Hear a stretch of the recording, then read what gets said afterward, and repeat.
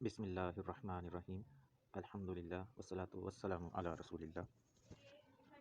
تو سال دوم کے طلباء علامہ اقبال کی دوسری غزل کی تشریح ہم شروع کرتے ہیں۔ تو سال دوم میں اقبال کی غزلوں میں سے دوسری غزل کا پہلا شعر آپ کے سامنے ہے۔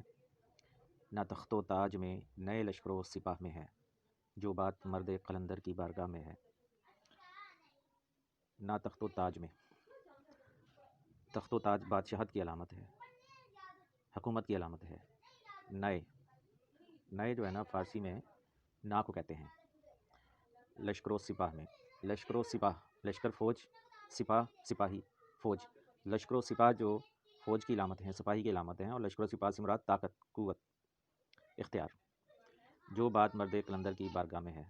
مرد قلندر، اقبال نے اپنی شاعری میں مرد مومن کو مرد قلندر بھی کہا ہے، مرد مومن بھی کہا ہے، اور کہیں اس کے لیے شاہین بھی استعمال کیا ہے۔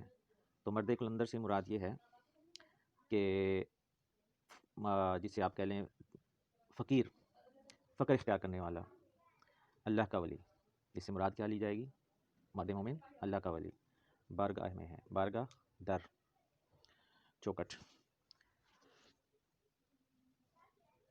تو نہ حکومت میں کرنے میں، نہ طاقت اور قوت حاصل کرنے میں وہ چیز حاصل ہوتی ہے جو بات مرد قلندر کی بارگاہ سے مل جاتی ہے۔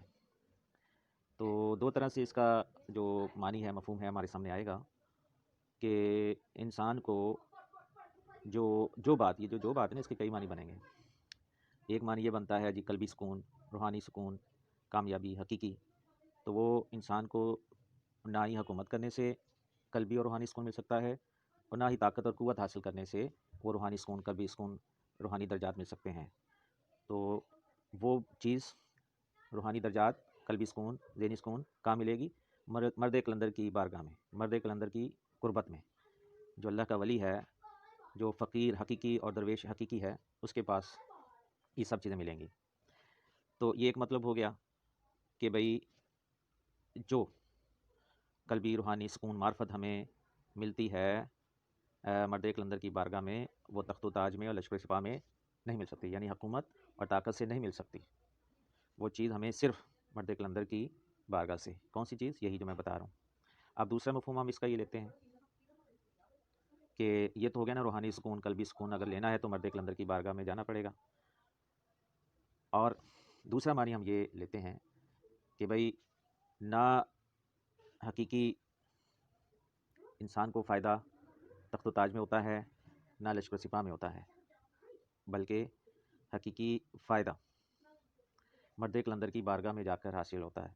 اب یہ پہلے مفہوم کے ساتھ تھوڑا مل تو رہا ہے کہ تخت و تاج، لشکر و سپاہ میں وہ فائدہ نہیں جو مرد قلندر کی بارگاہ میں فائدہ ہے۔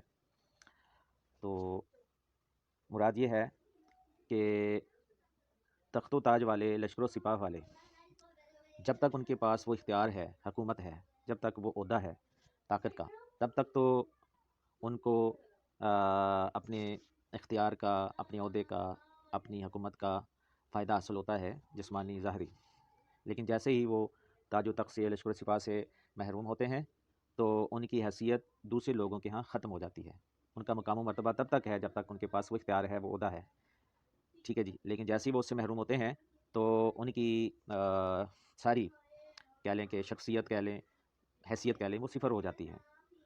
لیکن جو مرد قلندر ہوتا ہے، جو حقیقی فقر اور درویشی اختیار کرتا ہے، اسے ہر وقت ہی وہ درجات اور مراتب ملے رہتے ہیں جو دوسروں کو نہیں ملتے، دنیاوی جاہو منصب میں نہیں۔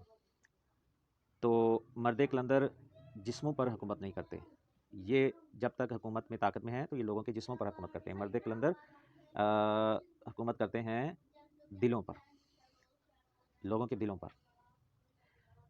تو بادشاہ اور قوت والے جب اس دنیا سے جاتے ہیں تو لوگ انہیں بلا دیتے ہیں، لیکن جب مرد قلندر دنیا میں ہو تب بھی ان کی عزت ہے، ان کی قدر ہے، اور لوگ ان سے محبت کرتے ہیں، دل سے محبت کرتے ہیں۔ اور جب وہ اس دنیا سے چلے جاتے ہیں تو ان کی محبت میں ان کی ان کے ساتھ جو روحانی عقیدت ہے، لگاؤ ہے، ارادت ہے، وہ ختم نہیں ہوتی، بعد میں بھی وہ جاری رہتی ہے۔ تو اقبال ہو سکتا ہے کہ اس چیز کو کہہ رہے ہوں کہ یہ خاص بات ہے جو صرف مرد کلندر کے پاس ہے، مرد مومن کے پاس ہے، اللہ کے ولی کے پاس ہے، کہ مر کے بھی وہ لوگوں کے سینوں میں زندہ رہتا ہے، لوگوں کے سینوں پر حکومت کرتا ہے۔ اس کی حکومت ہمیشہ کی ہے، جیتے جی بھی اور جینے کے اس دنیا سے منتقل ہونے کے بعد بھی، انتقال کرنے کے بعد بھی۔ لیکن یہ جو لوگ ہیں، ان کی حکومت، ان کے عزت احترام صرف تب تک ہے جب تک ان کے پاس سودا ہے، اور وہ بھی دل سے نہیں ہوتا ہے۔ دل سے تو محبت احترام مرد کلندر کا ہوگا۔ اقبال نے اسی طرح کے اور اشعار بھی کہے ہیں کہ تمنا درد دل کی ہو تو کر خدمت فقیروں کی، نہیں ملتا یہ گوہر بادشاہوں کے خزینوں میں۔ درد دل ملے گا تو اللہ کے ولی سے ملے گا، مرد کلندر سے ملے گا، اور یہ ایسا گوہر ہے، ایسا موتی ہے جو بادشاہوں کے خزانوں میں موجود نہیں ہے۔ نہ پوچھ ان خرقہ پوشوں کی، ارادت ہو تو دیکھ ان کو، ید بیدا لیے بیٹھے ہیں اپنی آستینوں میں۔ یعنی یہ جو اللہ کے خاص بندے ہیں، یہ کوئی عام نہیں ہے، یہ پیغمبرانہ اوصاف اللہ تعالیٰ ان کو نواز دیتا ہے۔ اوکے جی، اللہ حافظ۔ امید ہے کہ آپ کو اس کی سمجھ آئی ہوگی، نہیں تو کمنٹس میں آپ ضرور اس پر بات کریں، بتائیں، اور اپنے مشوروں سے بھی آپ نوازیں تاکہ مزید بہتر کام کیا جا سکے۔ اللہ حافظ۔